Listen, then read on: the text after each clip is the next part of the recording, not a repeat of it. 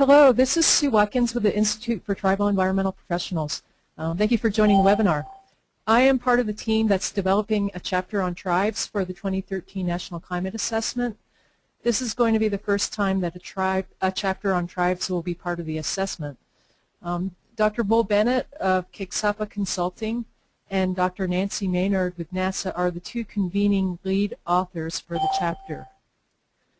Dr. Bennett earned his BS in biology from Black Hills State University and a MS in zoology and physiology at the University of Wyoming. He then worked for tribal colleges in South Dakota, first at Ogallala Lakota College and then Sitanka College, before returning to graduate school. Dr. Bennett earned his PhD at the South Dakota School of Mines and Technology, where he studied bison impacts on shortgrass shrub steppe prairie. After completing his PhD, Dr. Bennett worked for the North Dakota Association of Tribal Colleges, first as the science coordinator and then as president and CEO.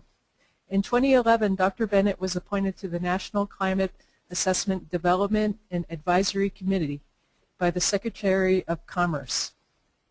Dr. Bennett currently is the president and CEO of his consulting firm, Kicksapa Consulting, LLC, and continues to work with tribes and tribal colleges providing science education, research opportunities, and investigating climate impacts on habitats and marginal populations. During this webinar, Dr. Bennett will give a presentation about the National Climate Assessment, the chapter on tribes, and how you can provide input. And then following his presentation, we're going to ask you to answer a few poll questions, and then Dr. Bennett will field questions that you have for him. And all questions need to be submitted by typing them into the chat box in the upper right part of your computer screen. Dr. Bennett will answer as many of the questions as possible in the time remaining. Please feel free to contact Dr. Bennett after the webinar if you have questions that have not been answered. This webinar is being recorded. ITEP is creating a webinar page on our website and will post the webinar recording and the presentation on the page. And I'll send a link to the page to everyone who registered for the webinar. So with that, Dr. Bennett, please take charge.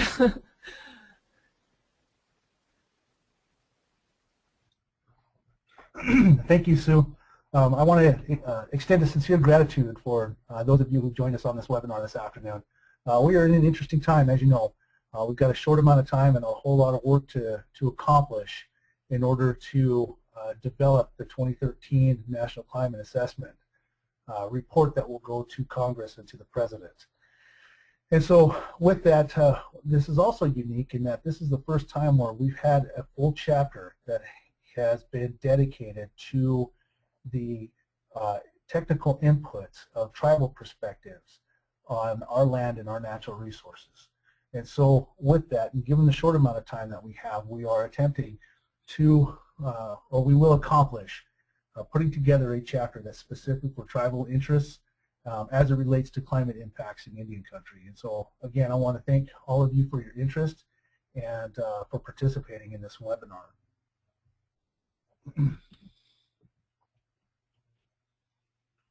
So what I'll be discussing today, I'm going to provide a little bit of background on the National Climate Assessment. I'll also discuss the assessment structure and process, and I'll also talk about the outline of the 2013 report and what it's going to look like. I will give a brief rundown on the assessment activities to date and the timeline on which we're going to be accomplishing things. I'll also spend some time talking specifically about the tribal and indigenous input into the climate assessment. I'll also be talking about the timeline and providing some key logistical contacts that you can reach out to. And at the end, as Sue indicated, I'll be answering, we'll have a question and answer session at the end. But before we'll get to that, there'll be some poll questions that we're going to ask each of you to respond to. So with that, 1990 by executive order, the President mandated that a report be made available to Congress every 4 years. And that assessment, which will integrate, evaluate, and interpret the findings of the program and discuss the scientific uncertainties associated with the findings. The report needs to analyze the effects of global change on the natural environment, agriculture, energy, production and use, land and water resources, transportation, human health and welfare, human social systems, and the biological diversity. And analyze current trends in global change, both human-induced and natural, and project major trends for the subsequent 25 to 100 years. So in 2000, the first report came online, followed in 2009 by the second report. As indicated, the target date for the current report is for 2013. And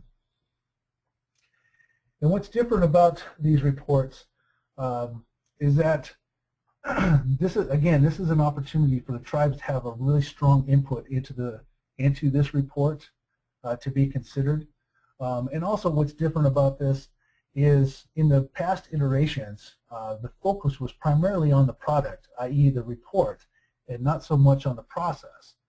And this time around, the committee is working concurrently on not only developing the report, but also developing an ongoing process that will extend and outlive the 2013 effort on into the 2017 effort and beyond. The goal and vision of the National Climate Assessment, the goal is to enhance the ability of the United States to anticipate, mitigate, and adapt to changes in the global environment. The vision is to advance an inclusive, broad-based, and sustained process for assessing and communicating scientific knowledge of the impacts, risks, and vulnerabilities associated with a changing global climate in support of decision-making across the United States. The makeup of the National Climate Assessment Committee, there are 60 member Federal Advisory Committee members, including 45 non-federal members and 16 federal ex officio representatives. The chair of the committee is Dr. Jerry Melillo of the Marine Biological Laboratory. The vice chairs include T.C. Richmond, Gordon Durr, and Gary Yohe from Wesleyan University. There is also a 13-member executive secretariat. There's a wide variety of expertise and perspectives that make up the committee. They provide advice on both the 2013 report and on the development and ongoing process.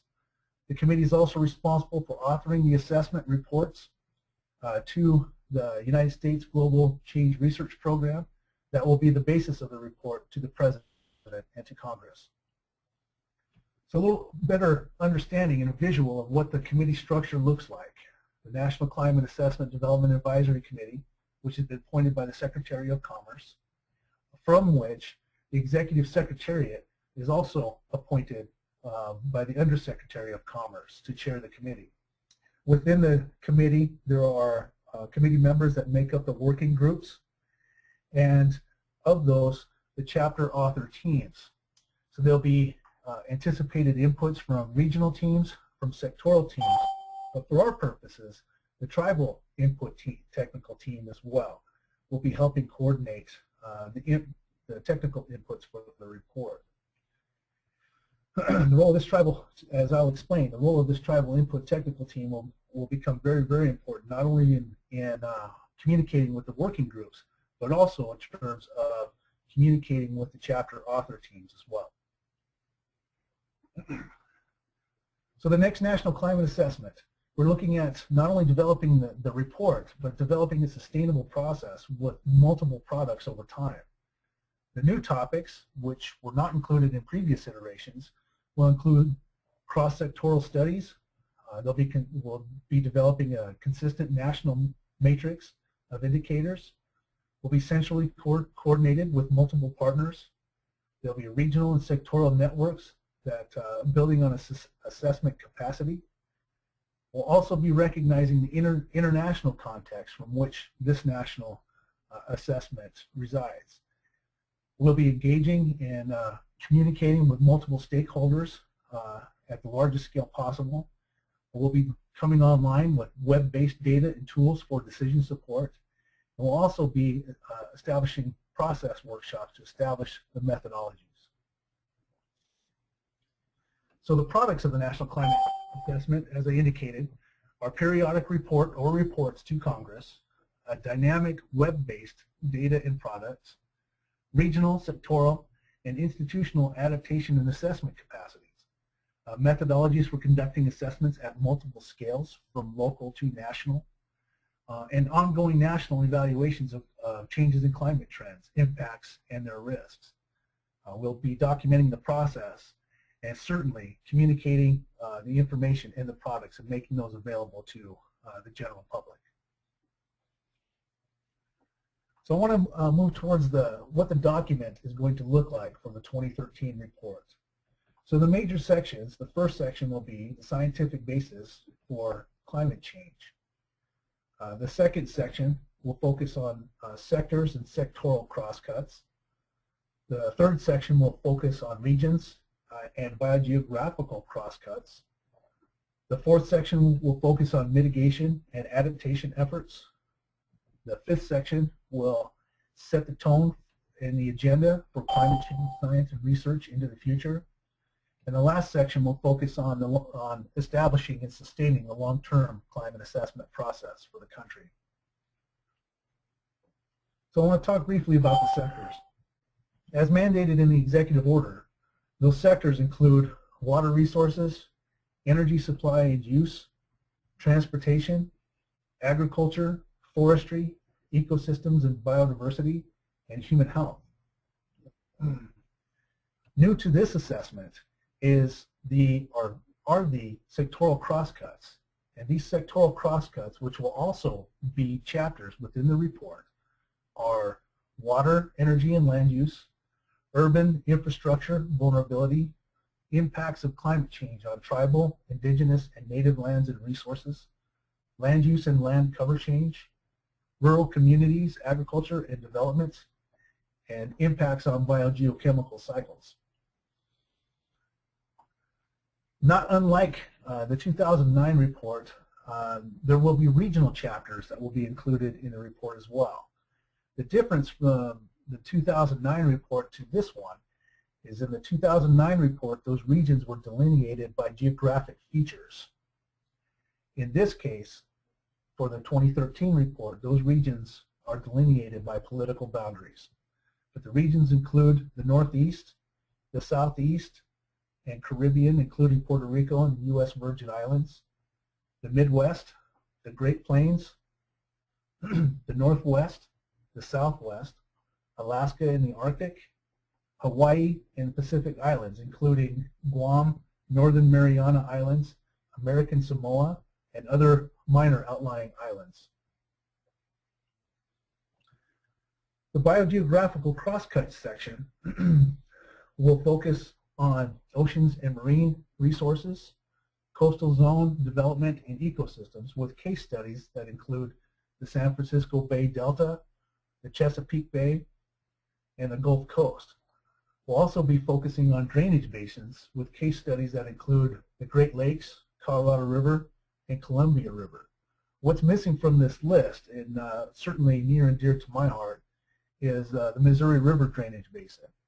And although the focus of the biogeographical crosscuts for the 2013 report may not include information on the Missouri River basin, that does not mean that the Missouri River basin is not important. In an attempt to recognize and support the ongoing process, additional information and reports specific to the Missouri River drainage and others will be included in supplemental and supporting documentation. So what the committee has accomplished to date, beginning in 2010, the Interagency National Climate Assessment, which was made up by 18 staff from federal agencies, met biweekly from 2010 to produce inputs to be considered by the National Climate Assessment Committee. During that time, they drafted a strategic plan, an outline, and work plan to prepare the committee. Basically, they were setting the table for the climate assessment process. So they were engaged in strategic planning workshops. They development through the the INCA, or the Integrated National Climate Assessment. They had discussions with the national academies in the spring and summer of 2010, getting them prepared to provide critical review of the report. They also requested comments from the public through the Federal Register in September of 2010. The National Climate Assessment and Advisory Committee, which came online in the spring, also revised the strategic plan and work plan in May of 2011. Agency staffing, they provide agency staffing and budget plan, which was completed in October 2010. During that time, there were 14 process workshops were completed between February of 2010 and April of 2011. The National Climate Assessment Development Advisory Committee, which is a NOAA-sponsored FACA, was appointed by the Secretary of Commerce. Meetings began this spring in April, May, August, and our most recent meeting, which occurred in Boulder, Colorado in November. Coming up in January, there will be a meeting of the convening lead authors that will take place in Tucson, Arizona, where we will set the tone and prepare the structure and content, begin looking at the structure and content of what the respective chapters will look like. In July of 2011, through the Federal Register, there was a request for information asking the general public to contribute expressions of interest that identified who they were and the kind of technical inputs that they would like to include or like to deliver to the committee for consideration in the report. And excuse me, beginning in the spring and through the summer until now, there have been regional and sectoral input workshops with the specific goal of identifying technical inputs that can be considered by the committee for the report. And that has been ongoing. So as we step forward, we are prioritizing our near-term activities to support the 2013 report. Concurrently, at the same time, while developing a long-term strategy and capacity to support the process. So we've deployed regional, sectoral, and cross-cutting assessments. The Climate Assessment Committee has formed teams. In some cases, there are agency-led teams. In some cases, there are external teams that responded to the request for information. Those external teams and agency teams responded with expressions of interest that were due in October of 2011. As part of the tribal technical input team, we submitted an expression of interest to meet that October deadline to ensure that there were tribal perspectives that could be considered through this process up until that March 1 deadline. Technical inputs, the cutoff for technical inputs to be considered in the report is March 1 of 2012. After that, it doesn't mean that those technical inputs that come in after the March 1 deadline, it does not mean that they're any less relevant. On the contrary, reports and inputs that come in and are generated post that March 1 deadline are going to be utilized for supplemental and supporting documentation and also for consideration in the 2017 report. We're also in the process of inventorying existing assessments and data sources and developing indicator and scenario strategies. And most importantly, certainly for our purposes, we are building an engagement network of all the stakeholders who would have a vested interest in the outcomes of this report. So specifically, how do the tribes get involved? How can the tribes and indigenous people input into the report? How can the tribes and indigenous people input into the process?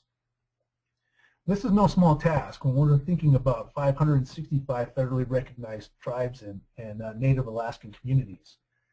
And it's larger than any one person can handle by themselves.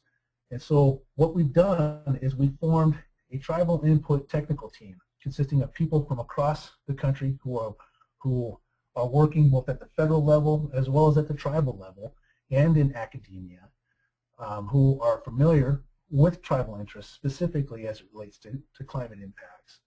And we've gathered this group of people together to coordinate the technical input process for the tribes and indigenous peoples. Those people are Bo Mitchell from the College of Menominee Nation, Sustainable Development Institute, Steve Crawford from the Passamaquoddy tribe, Sue Watkins from the Institute of Tribal Environmental Professionals, Kathy Lynn from the Pacific Northwest Tribal Climate Change Network at the University of Oregon, Jose Aguto from the National Congress of American Indians, Garrett Bogesser from the National Wildlife Federation, Bob Goff and Pat Spears from the Intertribal Council on Utility Policy, Doug Cluck from the Central Region Climate Services Center of NOAA, Nancy Maynard from NASA, who's also a lead author on the Intergovernmental Panel on Climate Change, Carl Hild from Alaska Pacific University, Victoria Hike-Steer Inupiat, also from Alaska Pacific University, Michelle Davis from Region 10 EPA, Ralph Cantrell, who's with the U.S. Global Change Research Program and also staff for the National Climate Assessment Committee, and myself, representing Keeksapa Consulting. So the roles and responsibilities of this small team is tremendous. First of all, our first charge is to engage. We have to get the word out to Indian country.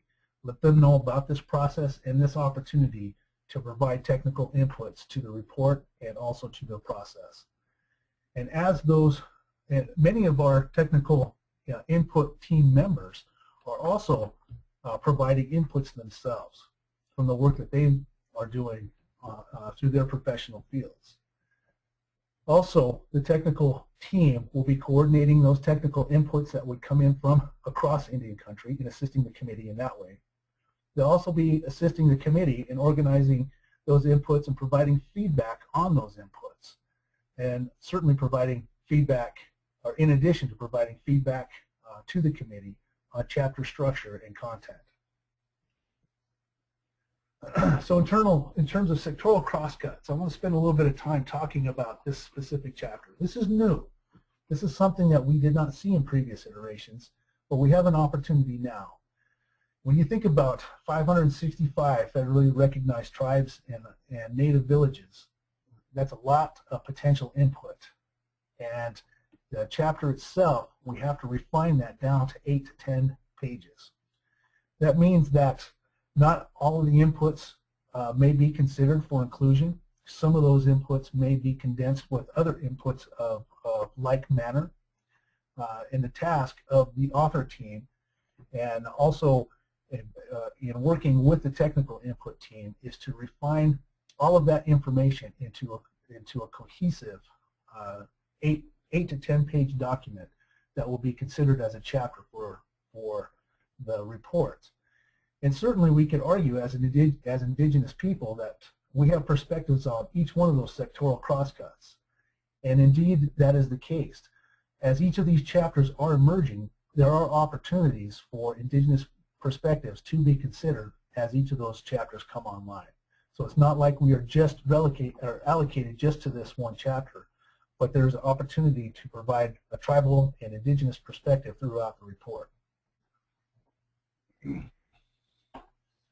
So how the technical team is going about organizing the technical inputs, we're basically taking a regional approach. There are tribes and indigenous people throughout every one of these regions. And so in order to organize that, each member of the technical team has been assigned a region to work with the tribes and indigenous people to coordinate those inputs as they come in. And so again, the tribes that, from the Northeast and from the Southeast, from the Caribbean, Midwest, Great Plains, Northwest, Southwest, Alaska and the Arctic, and Hawaii and the Pacific Islands. Each one of these regions has been assigned an input coordinator as part of the technical input process. Within those inputs, we're encouraging where it's appropriate to provide the tribal perspective, the indigenous perspective on water resources, energy supply and use, transportation, agriculture, forestry, ecosystems and biodiversity, and human health. And as you see, these are the sectors, and each one of these sectors will have their own chapter, but we have an opportunity to provide that indigenous perspective to those sectors as well. Again, we're looking at this, taking a regional perspective in terms of coordinating the inputs that would come in. So The regional technical input coordinators for each of the regions are as follows. In the Northeast, we have Steve Crawford, who is also coordinating the Southeast and Caribbean inputs. In the Midwest, we have Doug Cluck and Bo Mitchell. In the Great Plains, we have Bob Goff, Pat Spears, and myself. In the Southwest, we have Sue Watkins and Sophie Beam. In the Northwest, we have Kathy Lynn and Michelle Davis. In the Alaska and Arctic region, we have Carl Hild, Victoria Hikes Steer, and Michelle Davis. For Hawaii and the Pacific Islands, it'll be myself and Jose Aguto. And on the national level, we'll also, because although it's not an identified region, there's many tribal inputs that are going to be anticipated to be intertribal. And we want to make sure that we can consider those as we move forward in this process. And so coordinating those national inputs will be Jose Aguto, Garrett Bogasser, Nancy Maynard, and myself. So we have an opportunity to participate in this process. Again, in July 13 through the Federal Register notice, we are developing technical inputs. Those inputs contain or are not limited to certainly literature reviews, discussions, papers, and other review papers, case studies, modeling results, interpretation of data, and topical reports, and also providing assessment capacity, hosting meetings and workshops specific to developing technical inputs that can be delivered to the committee for consideration, supporting indicator systems, and establishing network partners and linking the assessments and the impacts of the findings to the constituents. There's also an opportunity by participating in assessment activities hosted by technical input teams. There's been a number of workshops that have come online, as I mentioned earlier, that have come online beginning this last spring through the summer and is ongoing, in which you can engage in those, participate in those workshops. There's one coming up in Oklahoma on December 12th. There's another one coming online at the end of January in Hawaii, and yet another coming on in February in Alaska as well. And so there are a number of workshops and engagement opportunities that you can respond in. And certainly respond to the public comments and provide your peer review as these data and the documents come online and are made available. So how do we input into the national assessment? Well, as I mentioned earlier, in order to meet that October 2011 deadline, the Tribal Input Technical Team submitted an expression of interest. And again, that was to ensure that there was a mechanism for all of the tribal input that were coming from across the country to be considered by the committee for the report. We're also asking that if you have access to peer-reviewed literature, that those be made available specific to tribal inputs. We're also considering workshop proceedings and findings, certainly elder testimony, where the knowledge of the traditions and cultural knowledge and knowledge keepers lie. Those can be considered as technical inputs. And so the source information, as you provide those technical inputs and submit those to your regional coordinator, please provide the background information about the source, who, what, when, where. Describe the impacts of climate impacts on the resources that are most important to indigenous peoples. Please provide your primary point of contact, and where it's appropriate, address those specific climate assessment topics, the sectoral topics, and also the regional topics where it's appropriate. And for the source informant, if it is an elder or if it is community knowledge, please respond to what makes them qualified to provide that input. This is going to be a very rigorous process, and so that information becomes very, very relevant as we move forward. I also want to let people know that there is a small amount of funding available to support tribal input workshops to generate inputs to the process and to the report.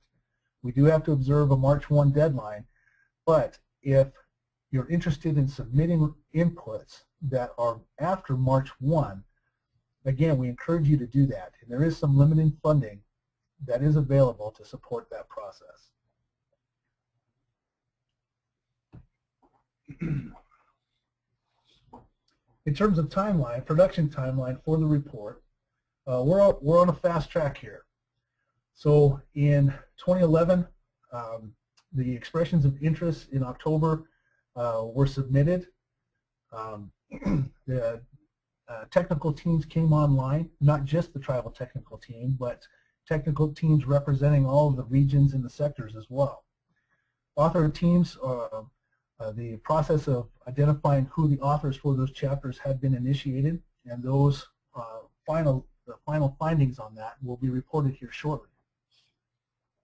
So March 1, as I indicated, is our cutoff for technical inputs for the 2013 report. By June 1, so between March 1 and June 1, the author team is mandated to develop their draft of the chapter, and from that point it will go out to the national academies for review, and also out to the public in a concurrently for review and comment. In December of 2012 through January of 2013, the chapter lead authors and the committee will be revising the draft and taking into consideration those reviews and comments that we got back from the academies and the public.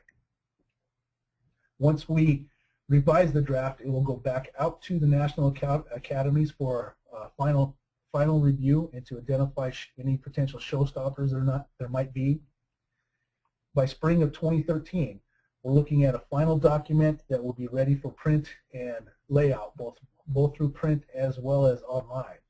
We'll go through a final editing process, and then by the end of the year, it will be made available to Congress and to the President, both in print and online form. So that's an idea of what the timeline for developing the 2013 report looks like. However, as I mentioned earlier, as important as the report is as a product, so is the process, the climate assessment process. And so we're not too far down the road on developing this process yet. But as we take a bird's eye view into the future and what the process may look like, certainly in 2011 and 2012, we have the regional and sectoral assessments and stakeholder engagement, which is ongoing. And this webinar is a part of that. And certainly we'll have a full draft of the report that's going to be made available for public review in 2012. So 2013, we'll have a full assessment available, but as we move through 2014 on down the line through and beyond 2017, we're also asking for each of the sectors, the regions, the cross-cutting topics, much like the chapter that we're engaged in now. All of that information is still very, very important. So what I'm asking from you is to get involved. Contact your regional technical input coordinator. Again, in the Northeast and in the Southeast is Steve Crawford. In the Midwest is Bo Mitchell and Doug Cluck. In the Great Plains is Bob Goff, Pat Spears, and myself. Sue Watkins and Sophie Beam in the Southwest. Kathy Lynn, Michelle Davis in the Northwest. Alaskan Arctic, we have Carla Hill, Victoria Hike Steer, and Michelle Davis. Hawaii and the Pacific Islands, Jose Aguto, Garrett Bogasser, and myself. And if you have inputs that you want to provide on an intertribal and on a national scale, please contact Jose Aguto, Nancy Maynard, Garrett Bogasser, myself, and Ralph Cantrell. Again, if you are interested in submitting technical inputs, please contact any one of these folks who are part of your region, who are coordinating your regional inputs, and work with them. And I wanted to also list the contact information for each of the technical team members so that you can email them directly. And so again, I'm encouraging you to work with your regional coordinators to ensure that you get your technical inputs submitted and to the committee by March 1 so that they can be considered for the report, or if they come in after March 1, that they can be considered as part of supporting and supplemental documentation to the report process. And so with that, if you're looking for additional information, please go to this website and we'll provide additional information about the NCA process, about the report beyond the scope of which I covered today. And so with that, I'm asking, that concludes the presentation, and so we're asking that you fill out the poll questions that you should be seeing in front of you. And also, once that is concluded, I will take any questions you may have.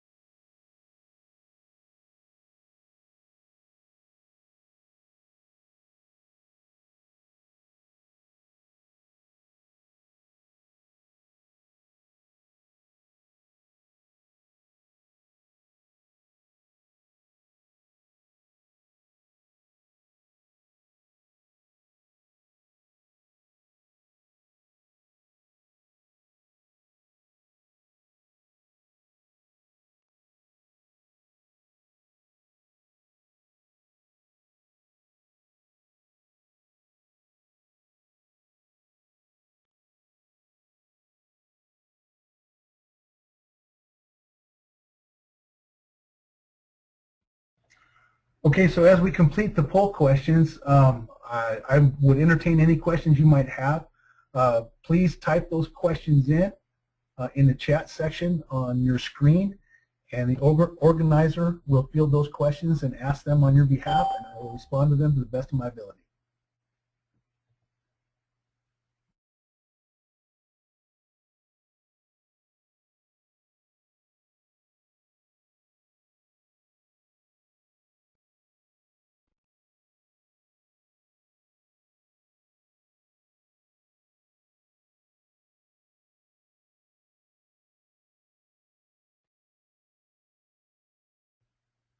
So are there any questions?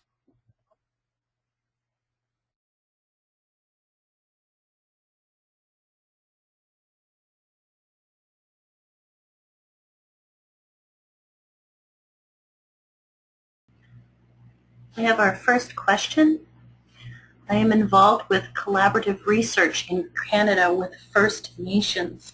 One item not discussed in the presentation: how are Indigenous rights going to be protected, in particular the traditional and ecological knowledge from elders, or is there a concern?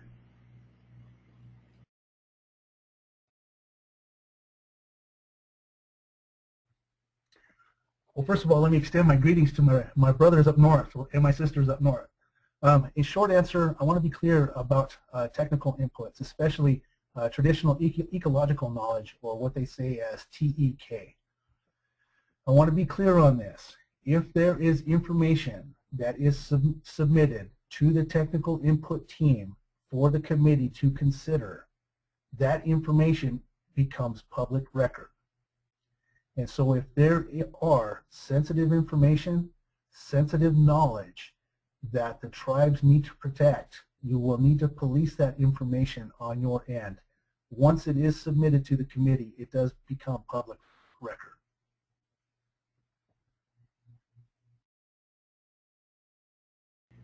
Okay, our next question is, once there has been information generated, what happens next? Once you, great question. Once you've generated information in the form of a technical input, I'm encouraging you then to contact your regional coordinator to submit that information. The regional coordinators are doing just that. They're coordinating all of the technical inputs per region. That information is then passed on to the committee, and the committee then, as a group, will look at all of the inputs, not just the tribal technical inputs, but all of the inputs, and consider how the information can be best and most appropriately utilized for the chapters. Now again, there are 565 federally recognized tribes and Native Alaskan communities. We're anticipating a huge volume of technical inputs. Our challenge, both through the technical input team as well as the committee, will be to try and refine that information down to 8 to 10 pages. That's going to be quite a challenge for us. And so there are going to be some technical inputs that may be considered for the 2013 report. If they are not part of a 2013 report, they are still extremely relevant, because those specific, either sector-specific topics, or in our case, the sectoral crosscut specific chapter or documentation specific to native lands, can be developed as a supplemental technical report or a supporting documentation for the process. So the information does not go away. It's still very relevant and still can be used by the committee. Our next question, can you provide a copy of the PowerPoint presentation?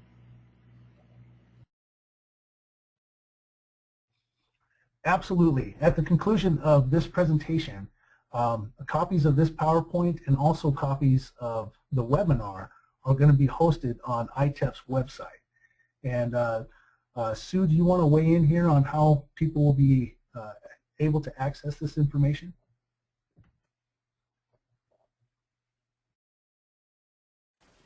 Yes. I am in the process of creating a page that will have webinar information, and I will be putting the PowerPoint presentation and the recording of the webinar onto that page.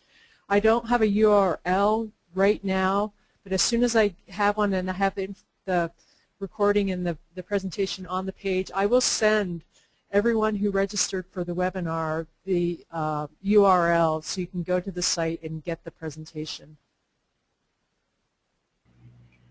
Our next question, is there an agenda for the upcoming workshops?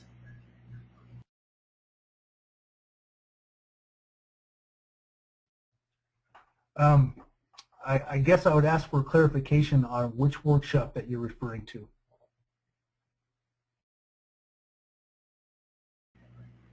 What is the meeting in January about? This comes from Alex Caballo.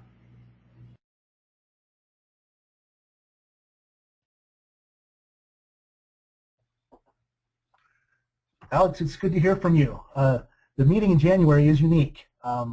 Although the information that we're going to be working on can be relevant to the climate assessment process, that particular meeting is much outside the scope of the climate assessment process. What we are specifically focusing on doing is developing a document, a user's guide, targeting our tribal leadership on how to get out in front of adaptation for tribal lands. And so the product for that January meeting is specifically a document for tribal leaders. Our next question comes from Frank Lake. He asks, how are the differences between local tribal TEK and Western scientific study, data, and or from modeling considered? He has a follow-up. Given that these are often at different ecological and socio-cultural scales for adaptation and mitigation strategies. That is an excellent, excellent question. In this case, how we define our technical inputs and what we qualify as relevant knowledge is uniquely in our hands as Indigenous people. Certainly there's this document is going to be reviewed rigorously, not only by the national academies, but also by the public at large as well. And so that is why it's important that our traditional knowledge and our Indigenous knowledge, that it is well sourced in the way that we see as appropriate. And so if we have an elder that contributes cultural information that has been peer-reviewed over millennia, that is just as relevant as peer-reviewed literature that you would find in any journal. And so it's up to us to appropriately identify the source and to qualify why the person who makes this statement is qualified to make that statement. Our next question comes from Brandon Parker. He asks, has the 2000 and the 2009 reports influenced federal directives that benefited Indian country? He follows up, if not, is it possible that the 2013 will?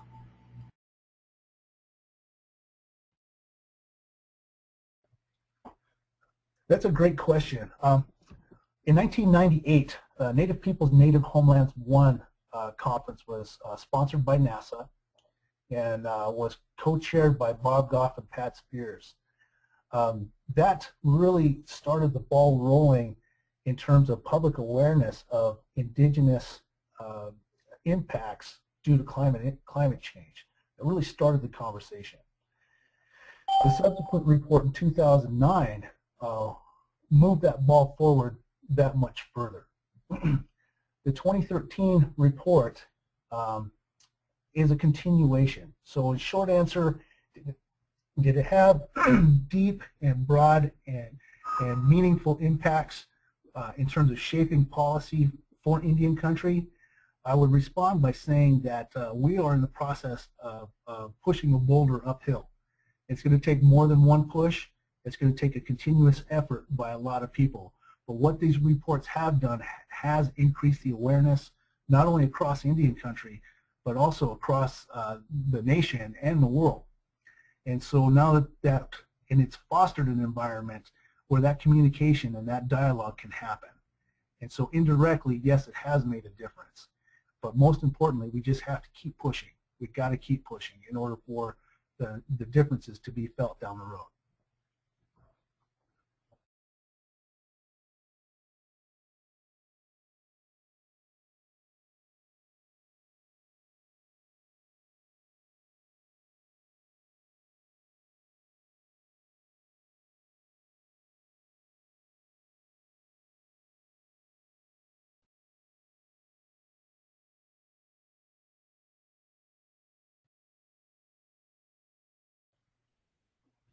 Okay, we got about 8 minutes left. Are there any additional questions that you would like to ask? Yes, I have another question here, I believe from John Daigle. He asks, is there a research protocol or approach when obtaining input with the technical assistance grants?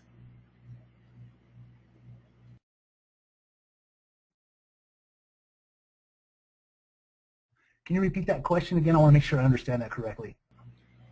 Is there a research protocol or approach when obtaining input with the technical assistance grants? To my knowledge, I'm unaware of a specific protocol that guides that kind of research. For our purposes in terms of providing technical inputs to the report, because we are coming from such a diverse community, um, in order to capture the diversity of that community, we have not put boundaries on the kind of research or areas from which those technical reports can come from.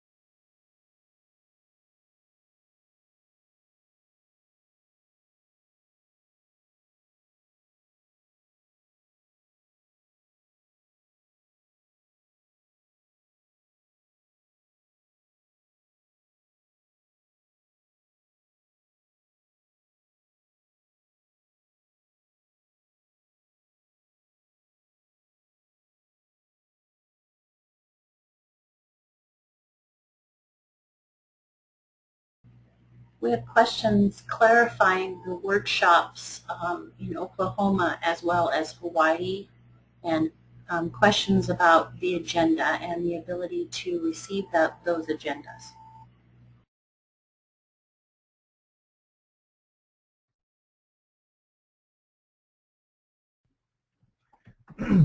For the Oklahoma meeting, the agenda was generated by a partnership between Haskell Indian Nations and the University of Oklahoma, specifically Rachel Riley and Dan Wildcat, respectively. And so in terms of the agenda for those meetings, I would have to defer to them, but I can certainly make that contact available if you're interested. For the purposes of the Hawaii meeting, again, that agenda is in formation now, or it's coming online now, and so right now the workshop organizers who are putting the workshop together in Hawaii are working to populate that agenda as we speak.